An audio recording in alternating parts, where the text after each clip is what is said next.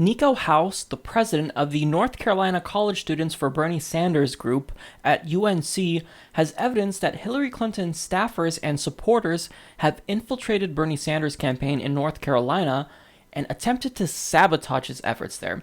So here are the details. According to Niko, several people that are allegedly connected to the Clinton campaign began working for Bernie Sanders. And things got a bit weird. Now, these people were recommended by other people who he says had ties to the Clinton campaign, and they were not vetted at all. So he claims that they were blatantly trying to sabotage Bernie Sanders' campaign from within. Now, when it comes to one individual, there is someone named Aisha, and before she joined Bernie Sanders' campaign, she had pictures on her Facebook page with her and Debbie Wasserman Schultz. She had a lot of pro-Clinton posts. She talked on Facebook about how she was phone banking for Hillary Clinton, but her actions are what really raised Niko's suspicions. So she ignored requests from organizations like the North Carolina chapter of the NAACP, who actually wanted to get in touch with the Sanders campaign. She ignored requests from really important people like mayors in North Carolina who wanted to endorse the Bernie Sanders campaign. So you can chalk this up to incompetence, but he's not so sure that that's the case. So Aisha was recommended by an individual who is the former chair of the North Carolina Democratic Party. This is a guy named Robert. Now, he's a Hillary supporter. He works for the Bernie Sanders campaign, and he also pushed for Aisha to join Bernie Sanders' campaign in North Carolina as well. So what they found when they looked in this guy's desk was a little bit unsettling. So they found thousands in unpaid bills for the Sanders campaign. They found uncashed checks that came to the Sanders campaign. And this is bad. You don't do this if you work for Bernie Sanders. Now, this guy allegedly had clout within Bernie Sanders' campaign in North Carolina, so this is a bit scary. Now, again, this can be chalked up to incompetence. We don't have the full story here.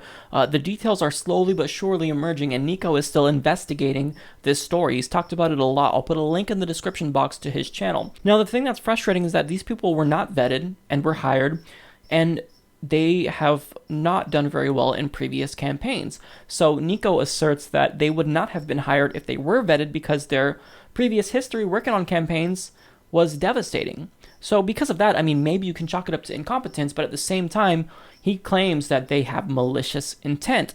So here's the thing. Either the Sanders campaign hired a bunch of incompetent people, or they actually do have malicious intentions. Now, we need to take a step back and be objective here for a second. So the Clinton campaign might not be connected with this. There are Democratic establishments in every single state who have a vested interest in getting Hillary Clinton into office. So you can't necessarily attach that blame to Hillary Clinton.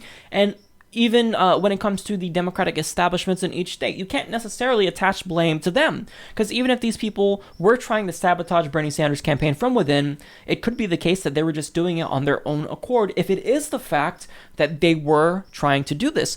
But we have to take into account the fact that we haven't heard from these people. They haven't defended themselves as of yet.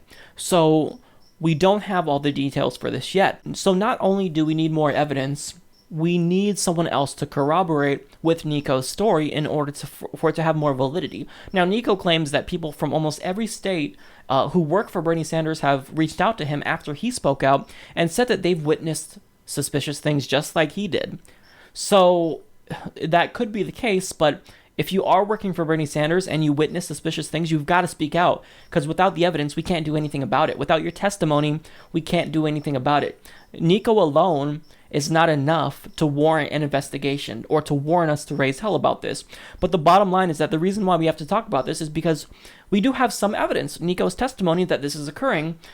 So what we need now is more people to come forward and talk about what they've seen and what they've witnessed. So the point of me sharing this is not to get you to freak out and raise hell, but I want people to be aware. If you work for Bernie Sanders, of this possibility, you have to be cognizant of people coming into the campaign that weren't vetted with malicious intentions.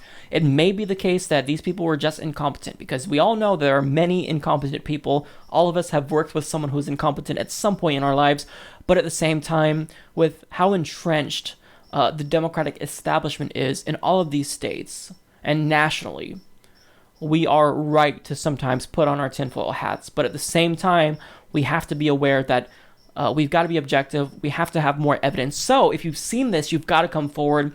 But if you're working for Bernie Sanders, just be wary of this possibility. We have had Steve report this. We had Niko report this in North Carolina. And didn't you speak with people in other states that were talking about these similar issues happening? I have spoken to people in Minnesota. I have spoken to people in Illinois. I've spoken to people in Tennessee who've experienced the same thing.